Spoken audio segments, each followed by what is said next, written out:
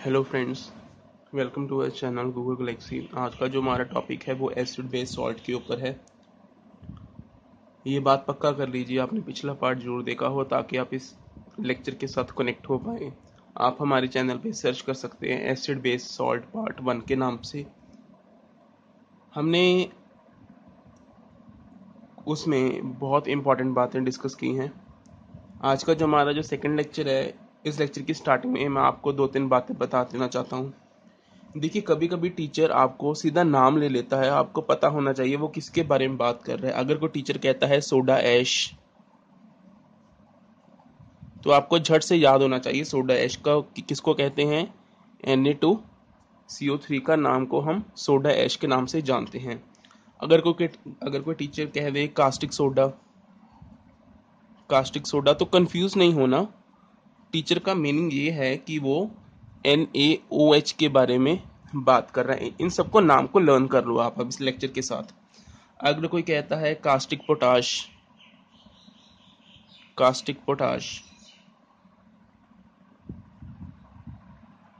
तो आपको झट से आना चाहिए ये तो KOH है। अगर कोई कह दे स्लेक्ट लाइम, इसका हो जाएगा कैल्शियम हाइड्रोक्साइड। ये कॉमन नेम है जो टीचर्स पूछ लेते हैं, जो एग्जाम में भी आ जाते हैं। तो हमारा जो सेकंड पार्ट है उसमें ये बात है, हमारे पास बेस को पहचानने के लिए 2 तरीके होते हैं। एक तरीका है हम फिजिकल तरीके से उसको छू के, खा के, टेस्ट करके बता सकते हैं वो बेस है।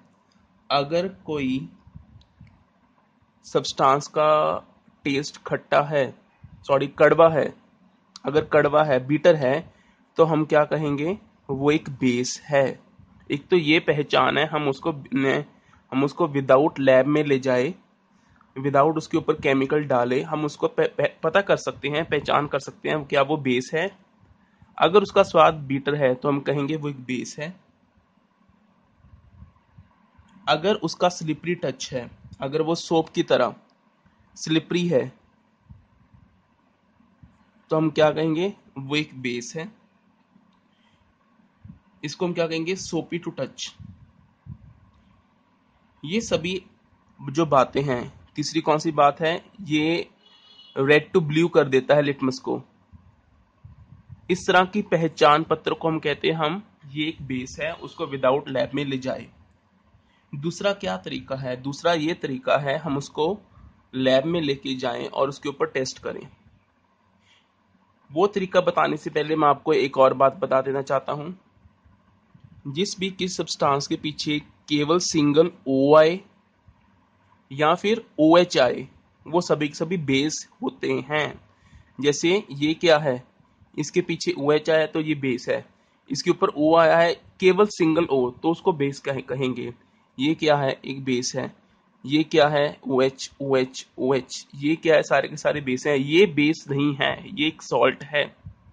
ये एक सॉल्ट है। जितने भी सल्फेट होंगे, जितने भी कार्बोनेट होंगे, जैसे CO3 आ गया है पीछे, सल्फेट कार्बोनेट, ये सभी क्या होंगे, ये सारे के सारे सॉल्ट के कैटेगरी में आएंगे। ये सारे के सारे क्या हो जाएंगे, ये सॉल्ट होते हैं। हम अपने लेक्चर से ना हटके, हमारे पास कैल्शियम ये सभी क्या है, ये एक बेस है।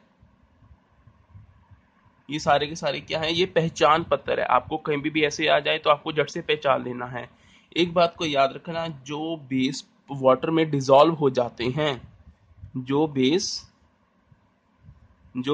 वाटर डिसॉल्विंग है, जो वाटर में डिसॉल्व हो जाते हैं, उसको हम एल्कलाई के नाम से जानते हैं। उसको हम एल्कलाई के नाम से जानते हैं। जो नहीं डिसॉल्व हो पाते वो केवल बेस के नाम से जानते हैं। तो हम क्या कहेंगे, ऑल एल्कलाई आर बेसिस। जितने भी पानी में घुलने वाले होते हैं वो तो सारे बेस होते हैं, लेकिन ये पक्का नहीं कि जितने भी बेसिस हों वो सारे के सारे पानी में डिसॉल्व हों। इसलिए कहेंगे all bases are not alkali. इसके ऊपर क्वेश्चन बन के आ जाता है, आप उसको आंसर बिल्कुल इसी प्रकार से लिखना है। few bases which are not dissolved in the water we called as alkali, so that is why we can say all alkalis are base, all bases are not alkalis. तो बेस दो प्रकार के होते हैं, वीक हो सकता है, strong हो सकता है। देखिए जब भी कोई वाटर में डिसॉल्व होता है, मान लीजिए मैंने NaOH को पानी में ड्रॉप किया, जैसे मैंने पानी में फेंका तो हम क्या देखते हैं, इसका Na+ अलग हो जाएगा, ऐसा देखा गया, और OH- अलग हो जाएगा। इसको ऐसे ही लर्न करना है। ये बनने को क्या कहते हैं, इसको कहते हैं हमने इसने आयंस बन गए हैं, इसके आयंस बन गए हैं, तो हम क्या कहेंगे, बेस के आयंस बन गए, इसको कहेंगे हाइड्रोक्साइड आयन। हाइड्रोक्सल आयन भी कहते हैं, हाइड्रोक्साइड आयन भी के नाम से भी जानते हैं। इसको कहेंगे सोडियम आयन, इसको क्या कहेंगे, हाइड्रोक्साइड आयन। बिल्कुल इसी प्रकार से अगर हमारे पास MgOH होल ट्वाइस है, जब ये पानी में डिसॉल्व होगा तो इसके आयंस बन जाएंगे,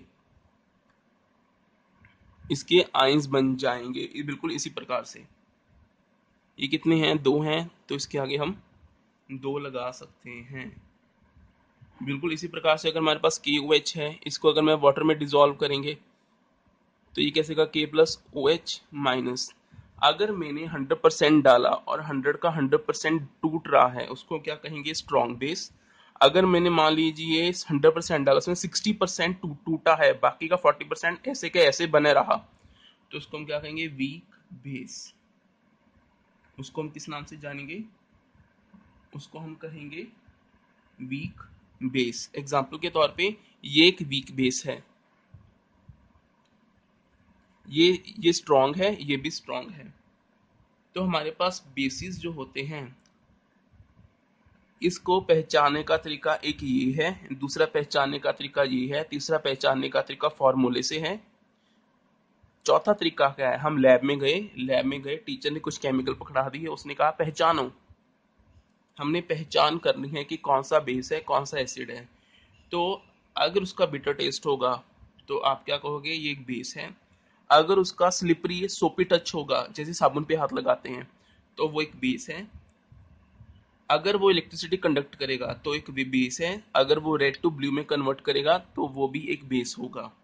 चौथा तरीका क्या है, सर ने एक केमिकल पकड़ाया, हमने लैब में एक सब्सटेंस के ऊपर डाल के देखा, हमने क्या देखा कि जब हमें ये नहीं पता था कि ये एक बेस है, लेकिन जब हमने इसके ऊपर एक केमिकल गिराया, जैसे एग्जाम्पल के तौर पे हमारे पास NaOH है, हमने ये पता करना है क्या ये एक बेस है, हमने इसके अंदर जिंक गिर दिया, दोनों को मिक्स किया। जब दोनों को मिक्स किया और ऊपर से हमने गर्म किया, हीट किया, हमने क्या देखा, इसमें हाइड्रोजन गैस पैदा होना है, और ये जो सॉल्ट बनना है, सॉल्ट कैसे बनेगा, Na2ZnO2, ये जो सॉल्ट बनना है और ये हाइड्रोजन का पैदा होना है, ये क्या पहचान करवाता है कि ये एक बेस है। अगर ऐसा नहीं होता तो हम कहते हैं NaOH बेस नहीं है।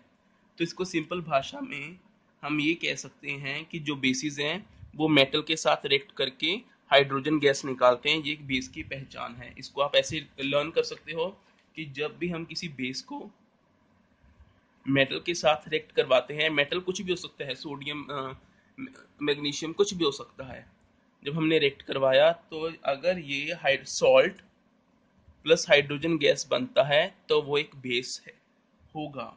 बेस का ऐसा स्वभाव है। दूसरा क्या है, बेस जितने भी एसिड के साथ रिएक्ट करते हैं वो हर बार सॉल्ट और वाटर बनाते हैं। अगर ऐसा नहीं होता तो हम कहते हैं ये रिएक्शन नहीं हुआ है। तो जब भी एसिड और बेस दोनों कंबाइन किए जाते हैं तो हम कहते हैं कि एसिड का असर खत्म हो गया और बेस का असर खत्म हो गया है। दोनों का जब असर खत्म हो गया तो क्या बन गया है, सॉल्ट बन गया है। ये सॉल्ट कौन सा है, न्यूट्रलाइज सॉल्ट। एक बात को अच्छे से लर्न कर लो, अगर मैं strong acid plus strong base मिलाऊंगा, अगर मैं strong acid plus strong base मिलाऊंगा तो ये तो बात पक्का है, बेस प्लस एसिड ये क्या हो जाएगा, सॉल्ट। लेकिन सॉल्ट कौन सा हो गया, न्यूट्रल। न्यूट्रल मतलब क्या है, सॉल्ट का कोई भी स्वाद नहीं होगा, ना खट्टा स्वाद होगा ना कड़वा स्वाद होगा, सॉल्ट प्लस वाटर बनेगा। अगर मैं weak acid plus strong base मिलाता हूं, सॉल्ट बनेगा, सॉल्ट बनेगा। लेकिन सॉल्ट कौन सा बनेगा? ये स्ट्रॉन्ग है तो बेसिक सॉल्ट बनेगा, क्योंकि ये वीक हो गया है, ये स्ट्रॉन्ग हो गया, तो कैसे बोलेंगे इसको? स्ट्रॉन्ग बन बेस है, तो इसलिए सॉल्ट कौन सा होगा? Basic salt plus water. अगर बिल्कुल इसी प्रकार से अगर मैं कह दूं स्ट्रॉन्ग एसिड वीक बेस, तो सॉल्ट बनेगा कौन सा salt? Acidic salt plus water, इसकी आउटपुट होगी। ये टर्म्स हमें लर्न करनी है। बिल्कुल इसी प्रकार से हमारे पास थर्ड क्या है, आपको बस ये वाली बातें लर्न करनी है। मेटल कुछ भी हो सकता है, एसिड कुछ भी हो सकता है। एसिड की पहचान मैंने पहले लेक्चर में बता दी, एसिड की क्या पहचान है।